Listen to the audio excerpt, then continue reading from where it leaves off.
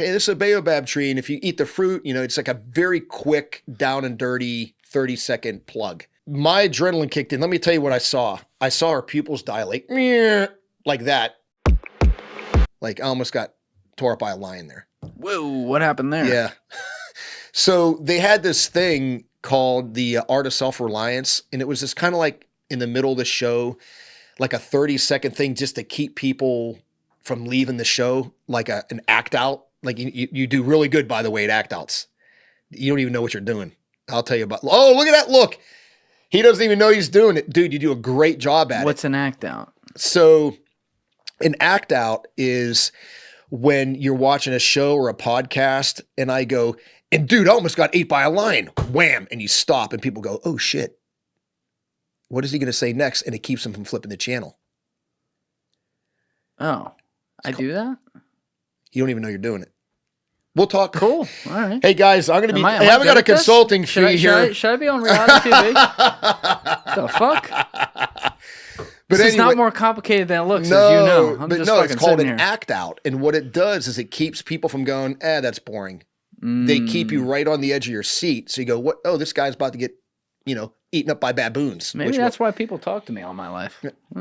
But yeah, so we were in Kruger National Park in South Africa, and we were moving to a location. It was me, cameraman, sound guy, 3 of us.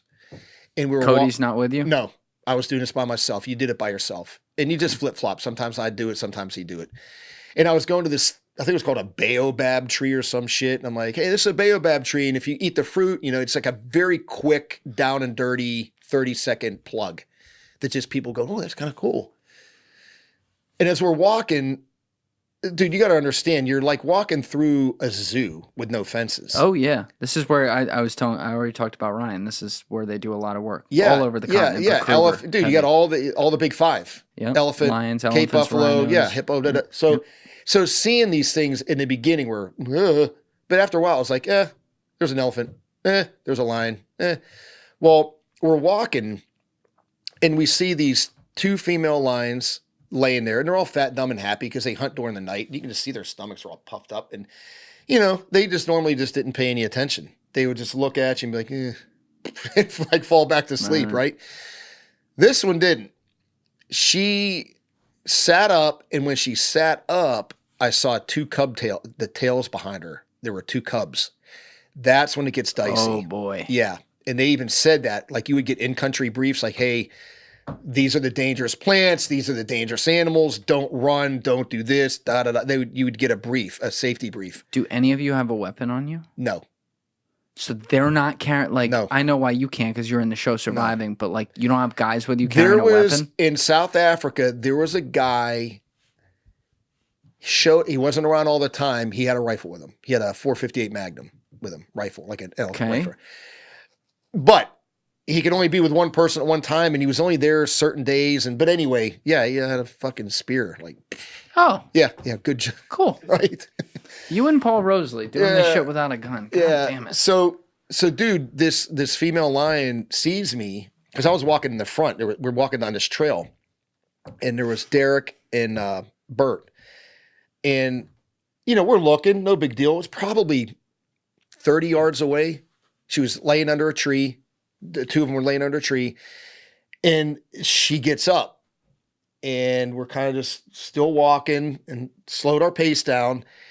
And I am not kidding you, dude. I don't think I could have if I had a rifle slung, I don't even think I could have got it up in time to take a shot. But that cat closed the distance between where she was and me within probably 15 feet. You're right on top of her now. Dude, my adrenaline kicked in. Let me tell you what I saw. I saw her pupils dilate like that. No bullshit. I saw the hair on the back of its back going the opposite way, like a cat hair standing up, like it was pissed off. And I remember seeing its paws hitting the ground, slow motion, and its claws, and seeing the sand going up, like total adrenaline dump. Like that, just looking at me. Is the camera on? No. Oh my God. So, dude, I know. I remember Derek or somebody saying, Joe, don't move. And I'm like, Okay. You couldn't have pulled a greased toothpick out of my ass, dude. Like, I was like terrified. And I remember it just looking at me like this. I'm thinking, holy shit. I'm about to get eaten alive by a lion. Like, this is going to suck. And I don't know how long that lasted. Maybe 15 seconds. I honestly don't know. Just like that. Yep. Just looking at me like this, not moving. And literally at this kind of length. Maybe from that wall to that wall. Yeah. About that close. And let me tell you, those animals are bigger than they look in zoos. Oh, yeah. Okay. They're freaking huge. And then she just kind of like kept her eye on me and just kind of like walked, like, kind of like, go ahead and fuck around a little bit more and see what happens. Like, literally, that's what she was saying to me. You need to leave. And we just slowly walked away. Yeah, dude, look at that. I started shaking when I think about it. It was horrifically scary. Horrifically scary. Because, dude, you're talking about an apex predator. You have zero chance. No shot. None. Nada. It would have killed all of us if it wanted to. You know what I mean? So that was one. I almost died 7 times on that show. 7. Even with the safety crews there. That's the other thing. So in this one, you only had the cameraman and the sound guy in the middle of Kruger National Park? Yes, sir. Yeah.